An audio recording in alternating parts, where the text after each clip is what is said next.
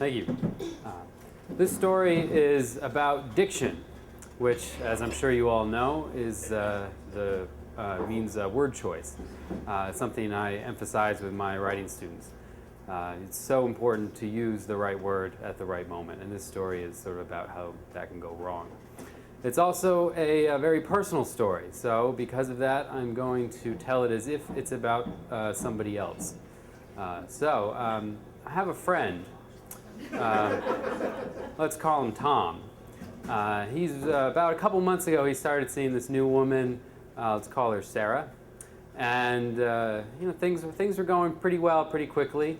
And he was very excited, and he told me, he said, Matt, I've noticed that it's different falling in love in your 30s than it is in your 20s. He's like, when I was younger, I would just be more willing to just give in to the excitement of new love, But now, like, it's still exciting, but there's this terror there at the same time, this fear that either this person's not really who I think she is, or maybe she is who I think she is, but I'm just going to screw it up.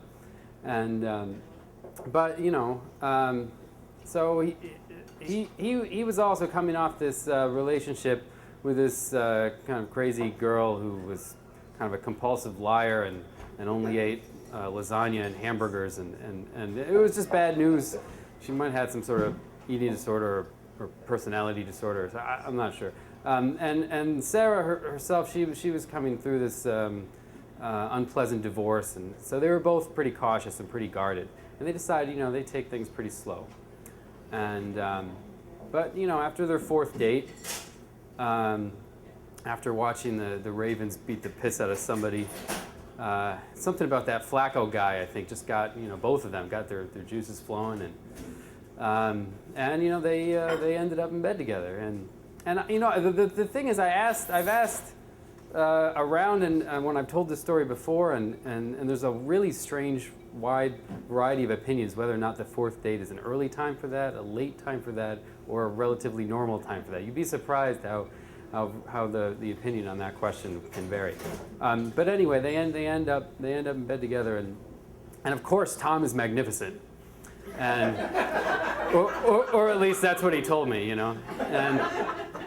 And afterwards, they're sort of basking in the glow. They're having a nice post-coital dialogue, and reflecting on 2010, on what a tough year it was for both of them. And Tom's trying to offer some optimism, and he says, maybe it was a tough year for us, but it's ending on such a nice note. We both made a great new friend. And Sarah looks over and she's like, friend. Friend?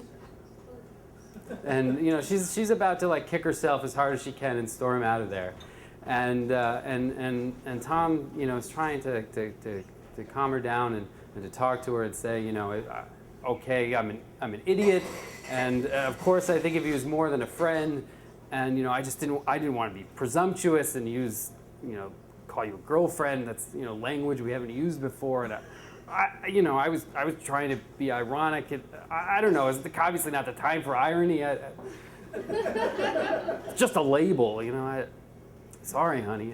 And so he's able to sort of talk through it and convince her to stick around and to spend the night. And anyways, a month and a half later, and they're still very much in love. And but Sarah has made Tom promise that to the best of his ability, he must try to not put the dick in diction. Thank you.